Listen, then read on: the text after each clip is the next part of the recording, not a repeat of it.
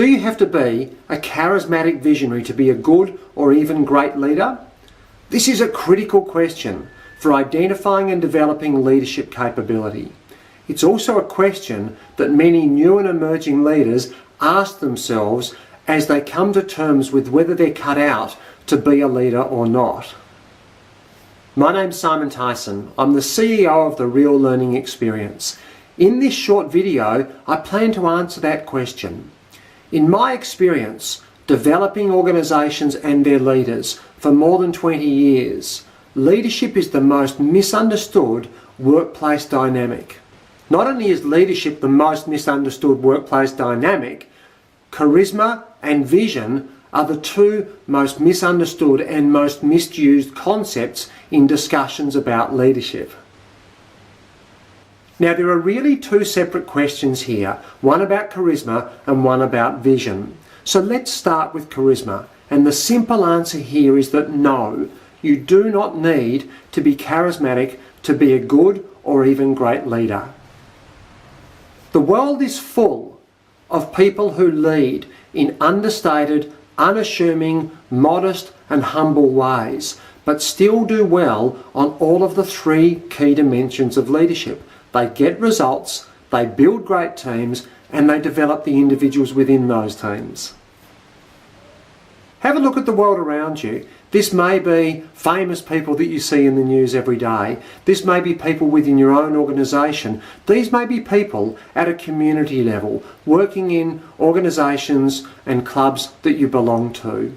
Look at those people who are good or even great leaders. And I'll bet you'll find many examples of people who aren't charismatic, but they do well on those other three dimensions. So let's turn to the second question. Do you need to be visionary? And I don't think this answer is as black and white as the answer on charisma. If we mean by visionary that you have to have some innovative, futuristic vision, as a Steve Jobs or Richard Branson might have, then the answer is no. You don't need to be visionary to be a good or great leader. However, if by vision we mean that you know where your team is going and you have a strategy for taking them there, then yes, you do have to be visionary. A team without a leader who knows where they're going is a team that's not going to achieve results. It's a team that's not going to work effectively together, and it's a team that won't have satisfied individual performers. In my view, the key problem with the word vision is the word vision. It implies all sorts of things that are much grander than what it really means. All we mean here is that you know what it is your team exists for and what it's going to achieve.